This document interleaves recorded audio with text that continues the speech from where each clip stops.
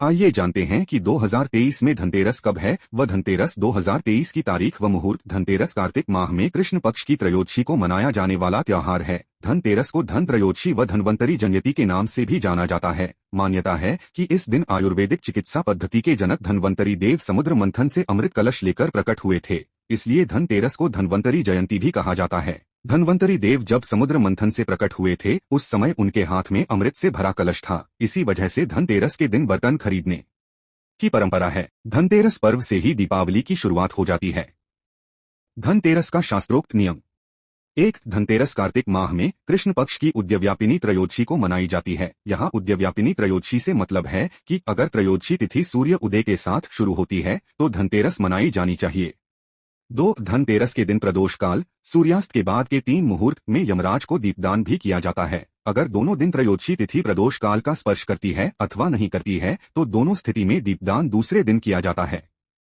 धनतेरस की पूजा विधि और धार्मिक कर्म। मानव जीवन का सबसे बड़ा धन उत्तम स्वास्थ्य है, इसलिए आयुर्वेद के देव धन्वंतरी के अवतरण दिवस यानी धनतेरस पर स्वास्थ्य रूपी धन की प्राप्ति के लिए यह त्योहार मनाया जाना चाहिए।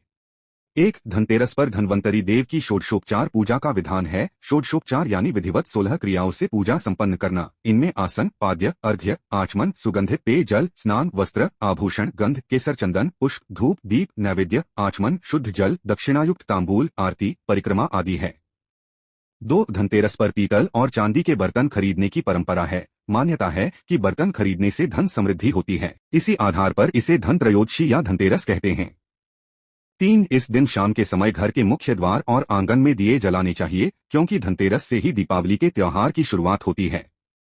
4. धनतेरस के दिन शाम के समय यमदेव के निमित्त दीपदान किया जाता है। मान्यता है कि ऐसा करने से मृत्यु के देवता यमराज के भय से मुक्ति मिलती है। अक्सर पूछे जाने वाले प्रश्न। 1.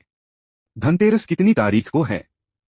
वर्ष 2023 में धनतेरस भारत और अन्य देशों में 10 नवंबर को मनाया जाएगा। धनतेरस का पर्व दिवाली से एक दिन पहले मनाया जाता है और इस दिन खरीदारी करने का विशेष महत्व बताया गया है। 2. धनतेरस पर क्या खरीदना चाहिए?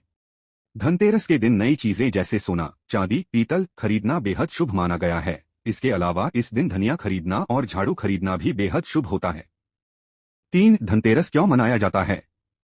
धनतेरस धन्वंतरी के प्रकट होने के दिन के रूप में मनाया जाता है। कहा जाता है दिवाली से 2 दिन पहले धन्वंतरी देव समुद्र मंथन से अमृत कलश लेकर प्रकट हुए थे, इसलिए धनतेरस को धन्वंतरी जयंती भी कहा जाता है। 4. स्नाइडर पूजा विधि क्या है? धनतेरस के दिन धन्वंतरी देव की षोडशोपचार विधि से पूजा की जाती है। इसके बाद शाम को मुख्य द्वार और आंगन में दीप जलाए जाते हैं। धनतेरस के दिन शाम के समय यम देवता के नाम का भी दीपक जलाया जाता है।